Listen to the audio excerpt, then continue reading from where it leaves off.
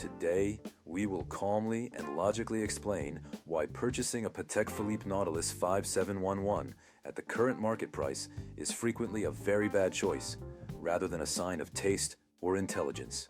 The Patek Philippe Nautilus 5711 is not a bad watch, and this needs to be said calmly, without provocation, because confusion often starts here. When Gerald Genta designed the Nautilus, the goal was not to create an object of mass desire or a social signal.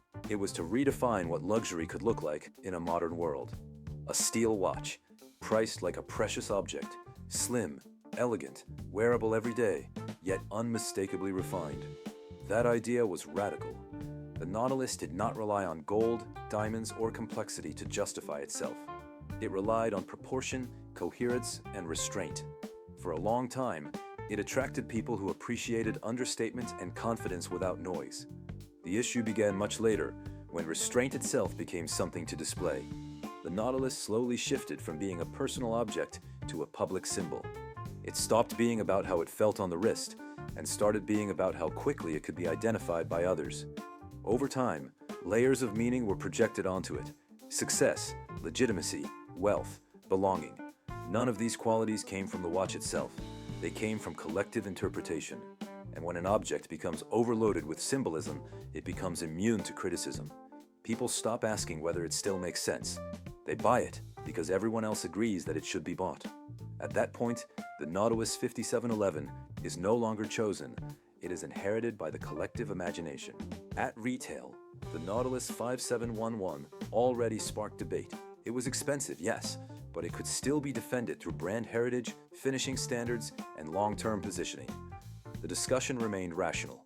That rationality collapsed when the secondary market took over.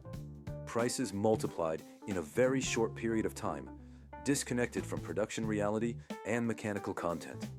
Paying 2, 3, or 4 times retail for a serially produced steel watch is not a refined decision.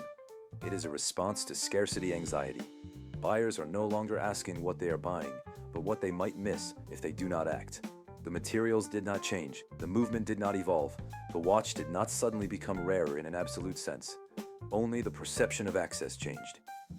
The price became a psychological toll, a fee paid to silence doubt and secure belonging. But prices built on emotion require constant reinforcement. They need hype, validation, and repetition.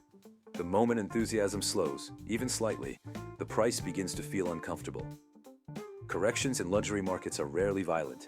They are quiet, slow, and deeply unsettling because they force owners to sit with the difference between narrative and reality. There is nothing wrong with the movement inside the Nautilus 5711. It is thin, reliable, well-finished, and entirely consistent with Patek Philippe standards. It reflects decades of accumulated know-how. But mechanical excellence is not binary. It exists on a spectrum. At retail price, the movement made sense. At current secondary market prices, expectations change dramatically. In that financial territory, collectors encounter watches that push boundaries, movements that expose their architecture, finishing that borders on obsession, solutions that exist purely for the sake of beauty. The Nautilus does not aim for that. It was designed to be elegant, not demonstrative. The problem is not that it lacks quality, but that its quality does not escalate with its price. The emotional return remains calm, while the financial commitment becomes extreme. That imbalance creates a subtle disappointment. Owners may admire the watch, but they rarely feel astonished by it. And astonishment is what justifies extreme prices in horology. The Nautilus is often described as timeless, but timelessness is frequently misunderstood. A design can endure visually while losing its emotional vitality.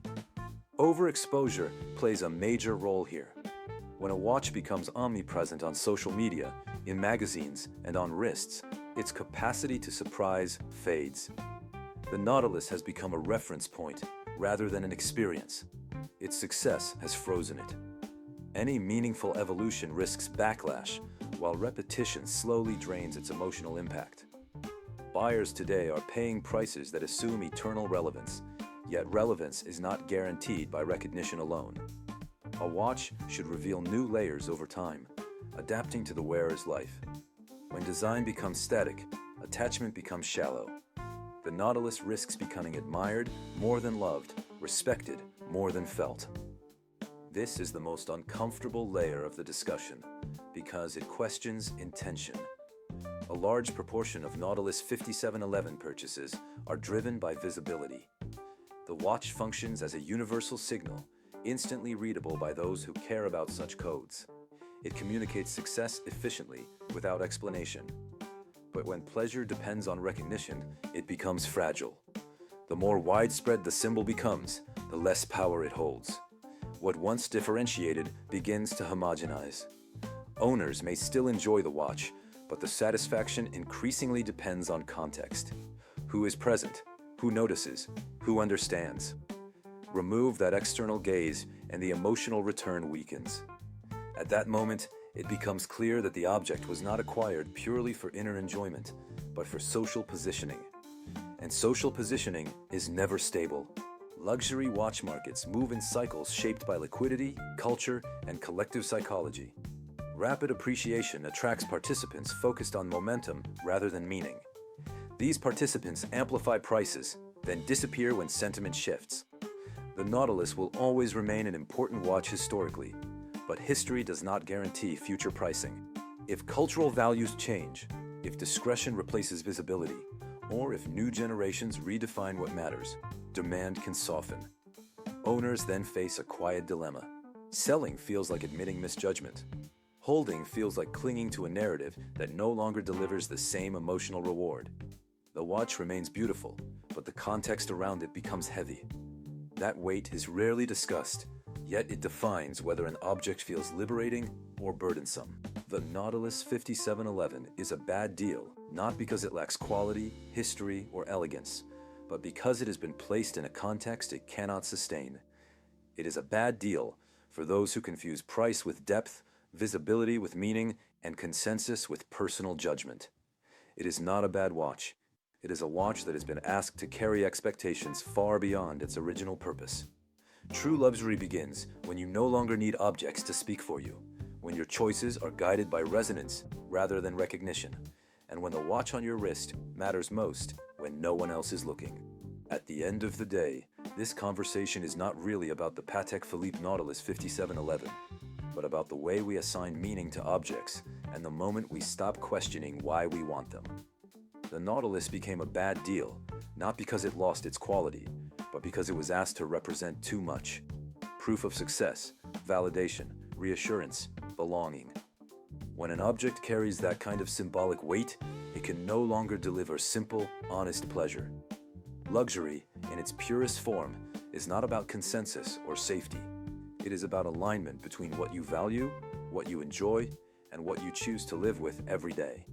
The most expensive watch in the room is not always the most interesting, and the most recognizable one is rarely the most personal. If you genuinely love the Nautilus for its proportions, its comfort, and its history, then none of this should feel like an attack. But if you are drawn to it because it feels like the obvious choice, the unquestionable choice, or the choice that guarantees approval, then it may be worth pausing. Because the safest decisions often carry the least meaning. The real question is not whether a watch will hold its value or impress the right people, but whether it will still matter to you when the noise fades, the market moves on, and no one is looking at your wrist. That is where true luxury exists, quietly, privately, and without the need for validation.